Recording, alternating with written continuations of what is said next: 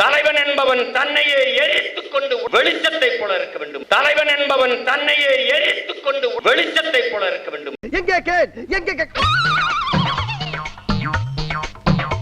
ஒரு வாரம் ஓடின படத்துக்கு நடிகருக்கு அவ்வளவு மார்க்கெட்னா மறுபடியும் செருப்பால் அடி வாங்க போறீங்க. 200 கோடியை விட்டு விட்டு வருவதே பெரிதென்றால் என்னடே அவன் இன்னும் திருந்தல மாமா. 1000 கோடி ரூபாய் பணம், குடும்பத்திற்கு தனி செட்டில்மெண்ட், 2026 முதலமைச்சர் பதவி என பல்வேறு அரசியல் கட்சிகள் தனக்கு ஆசை காட்டியதாகவும் தான் அதை நிராகரித்து விட்டதாகவும் சீமான் தெரிவித்துள்ளார். எப்படி சார் நீங்க வாங்க வாங்க, ஏன் பயப்படுறீங்க? வாங்க, நான் அடிக்கல மாட்டேன். வாங்க.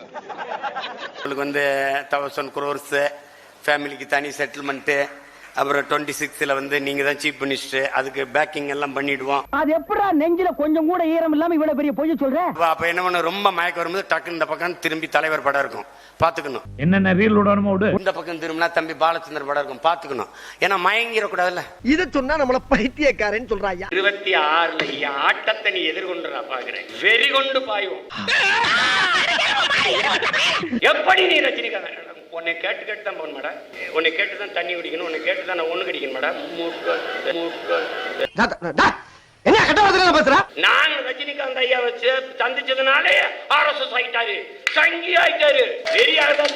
அவ்வளவு வெறி மாப்பிளைக்கு நான் எடுத்து வைக்கிற அரசியல் தேவையா தேவையில்லையா? நீ புடுங்குறது பூராமே தேவையில்லாதான், போய் புடுங்கு போ. மச்சான் பேரு